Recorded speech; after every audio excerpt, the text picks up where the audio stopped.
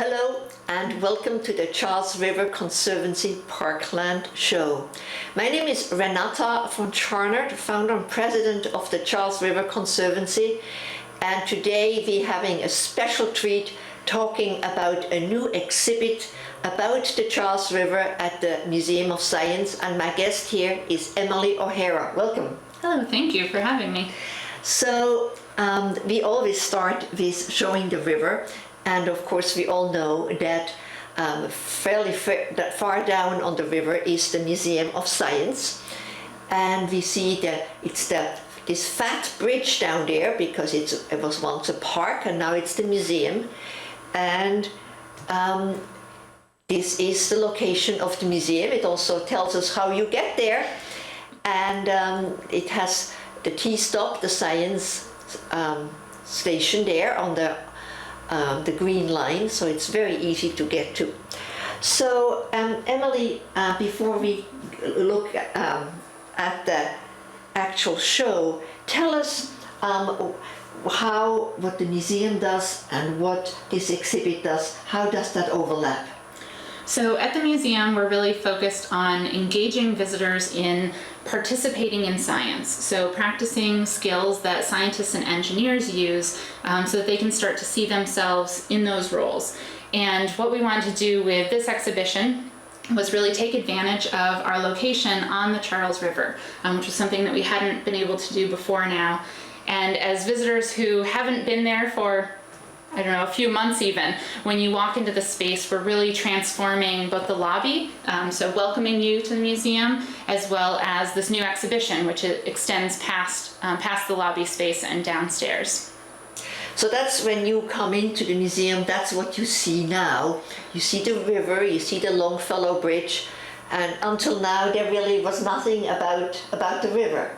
Correct. Yep. We just had a few other exhibits in that space, which have now been moved to elsewhere in the museum, and really bringing a cohesive message to that area, and hopefully engaging visitors to look out and observe the river while they're here, but also think about the natural and engineered worlds coming together in the Charles River after their visit as well. Yeah, and the Charles River is indeed a wonderful example of how the natural and engineered world comes together. Yes. And we are very grateful that this exhibit now exists, because our mission is to make the Charles River more active, attractive and accessible.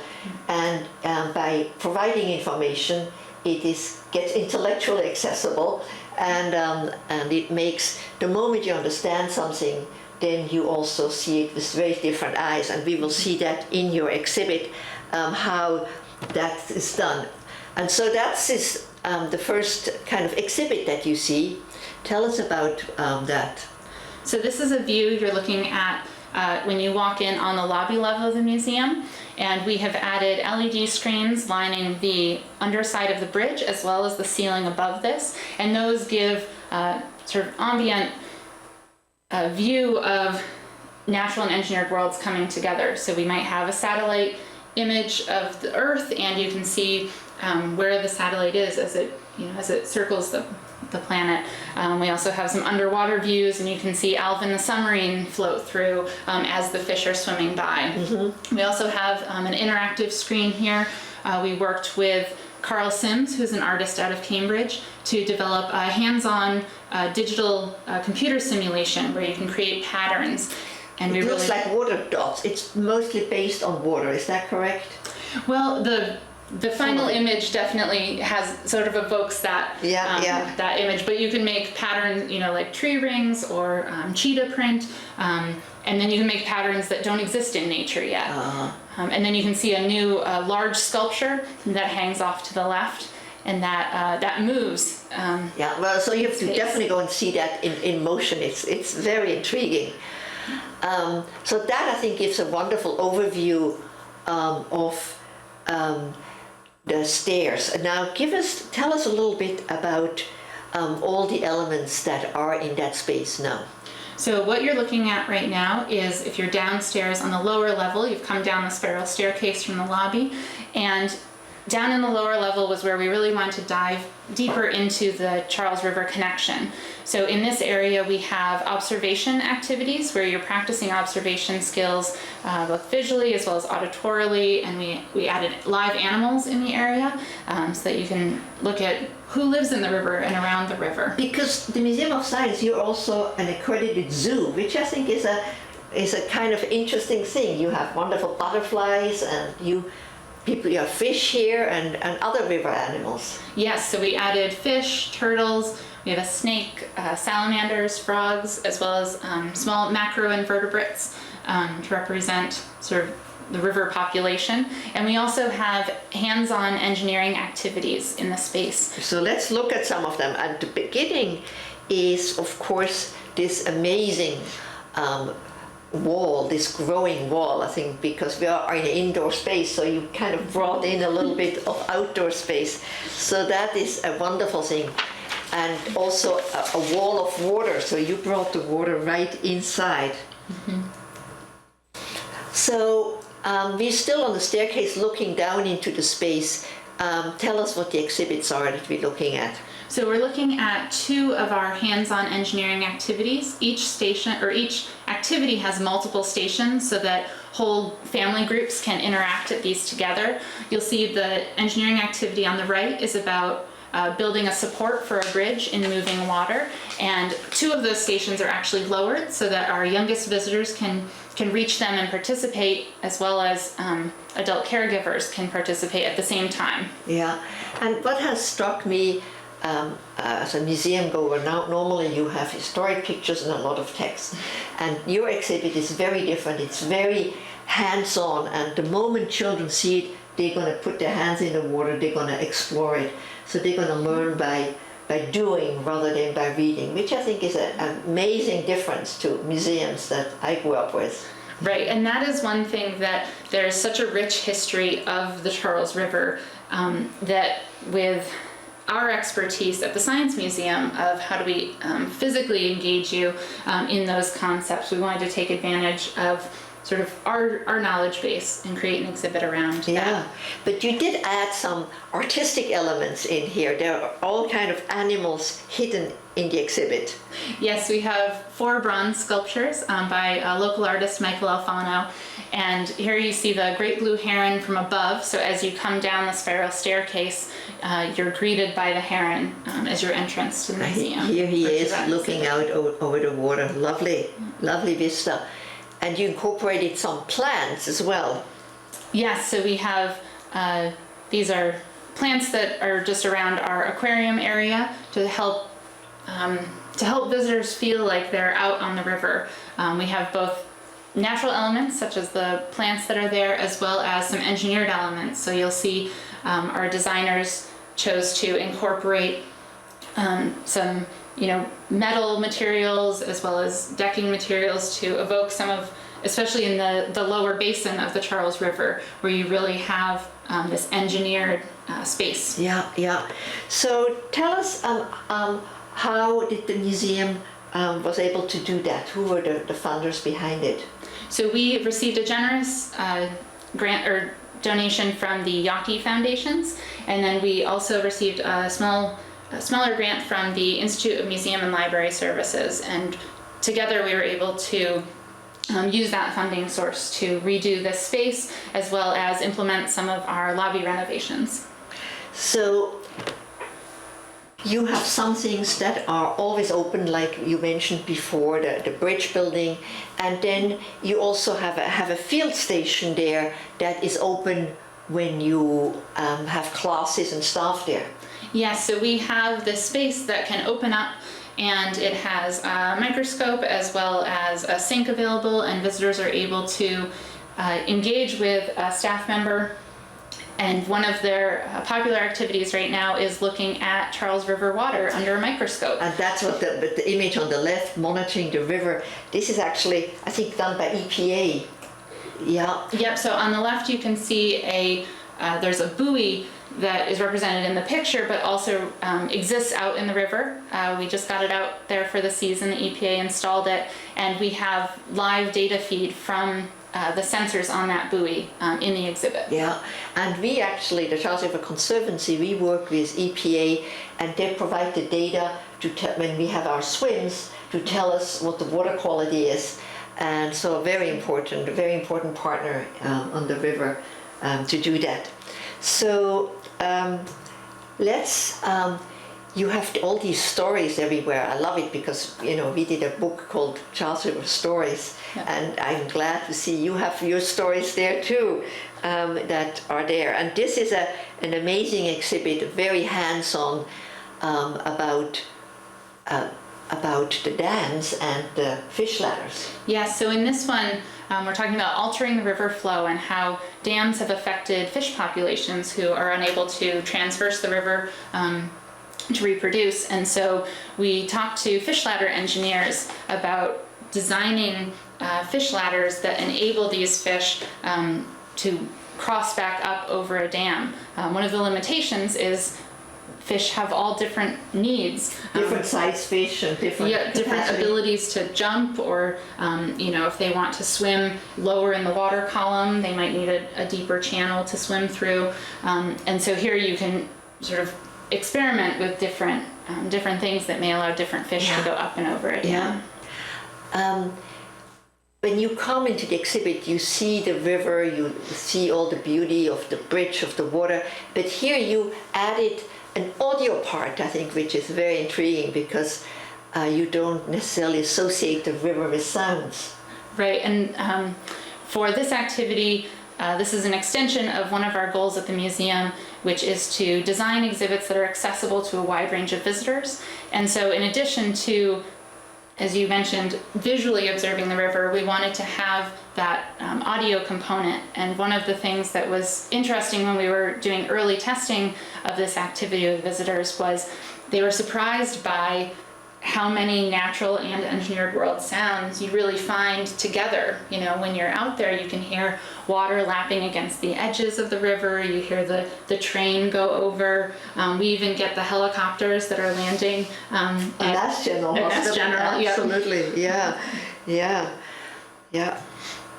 And so you have the visual on the right and then the audio on the left. And now we come to the kind of natural habitat, and you have another little creature here. Yes, this is a hooded merganser and a muskrat. Yeah. And now here you can really dig deep into what's happening underwater and along the water. Yep, so we have painted turtles in this tank along with a largemouth bass. And we have another tank that has a mixture of fish that can be found in the Charles River as well. And behind these tanks, there is a crawl-through tunnel. So both young as well as older visitors can crawl in behind the tanks and take a look sort of through little peek holes back out at the fish. And we also have a diorama under there of a sewer scene. We have some rats enjoying themselves. Are they actual live rats? They are not live rats. They're just a diorama of rats. Yeah, I did not climb in there, but I think so. I think a certain size people is just perfect for that. And then, so you have mussels in here. Do you have mussels in the Charles?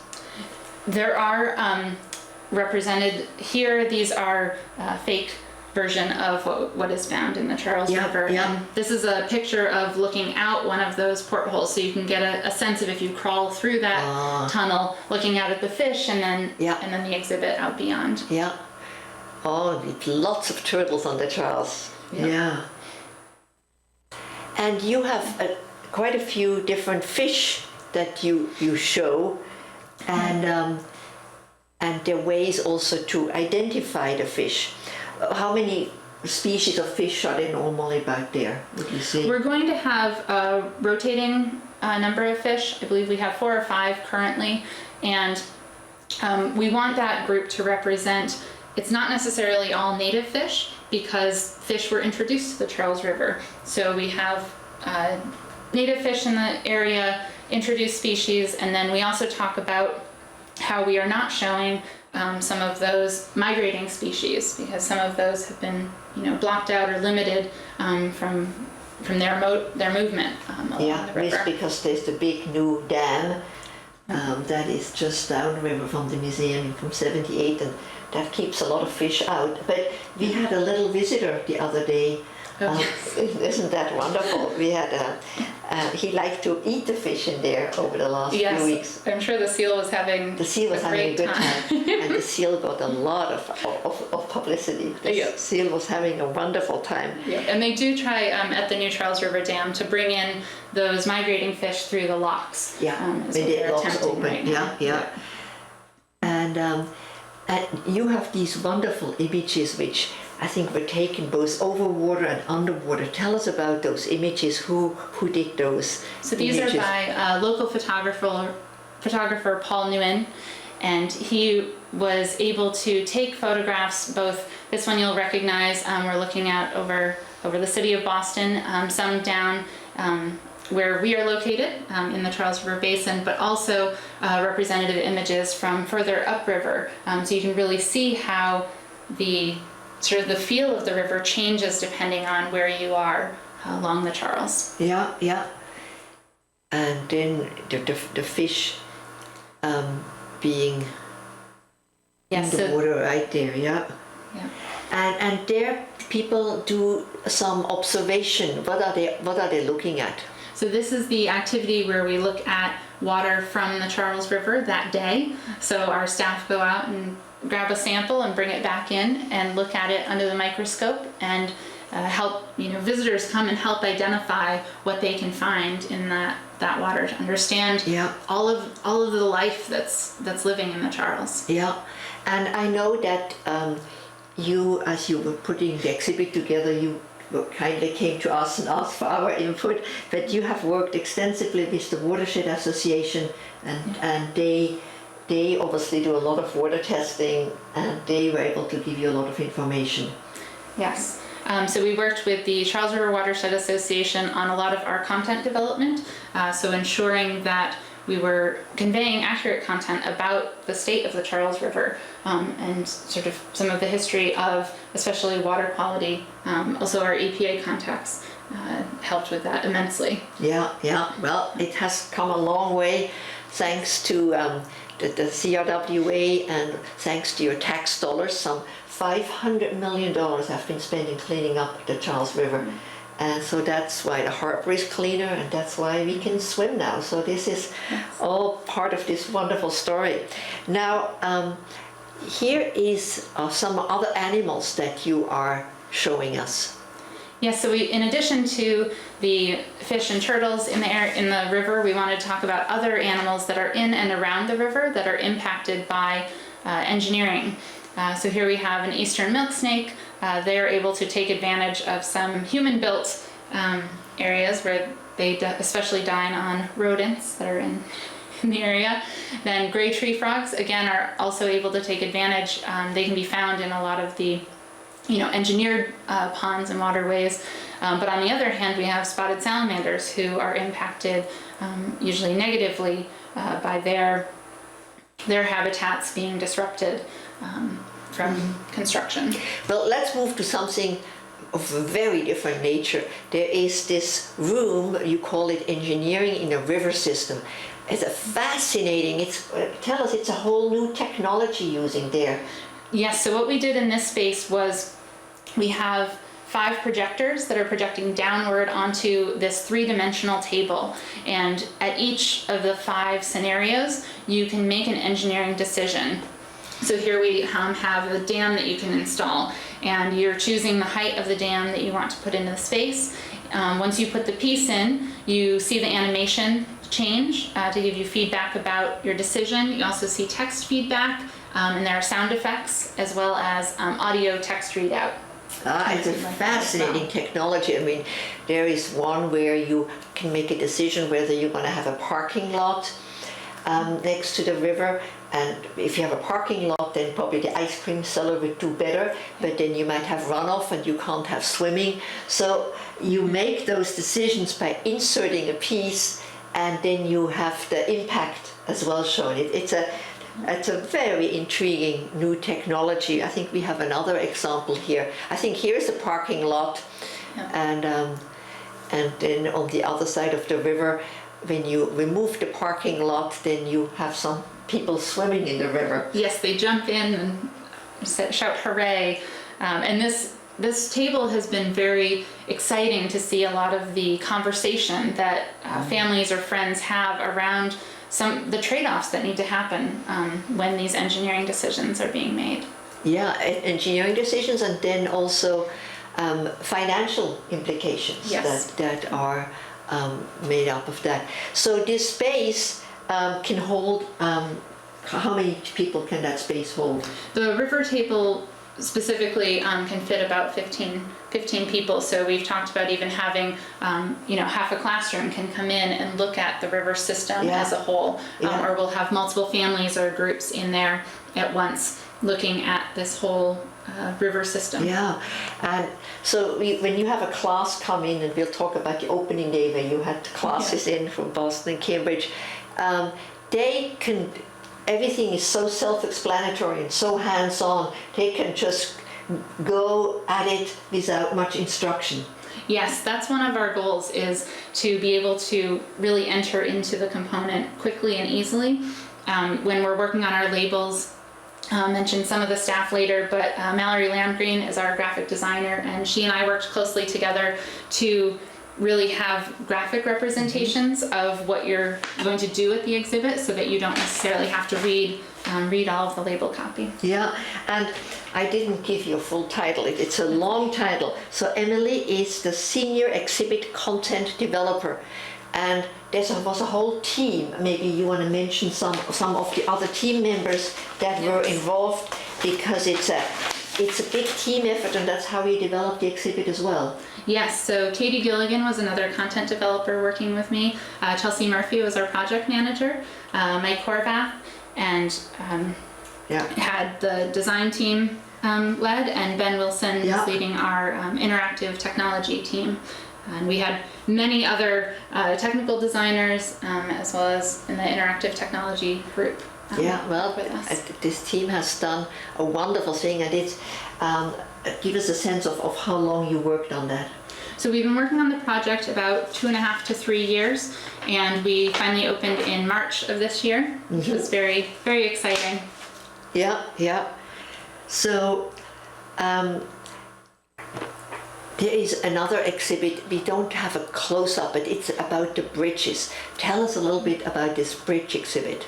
So in this activity, you are building a bridge across a river. You can choose where you want to build your bridge. So you may have different widths of the river, and then you can choose different support structures or pieces to make your support structure. And all of our hands-on engineering activities have water. So this is flowing water. So unlike some other more traditional bridge activities, we wanted to add in an element that visitors may not have encountered before. So as you build that bridge, sometimes the water flow is too strong, and the support you've chosen is not strong enough, and your bridge just falls into the water. So it's it's very direct. You have instant results. Yes, instant feedback. And that was one thing we wanted visitors to be able to really iterate on their design.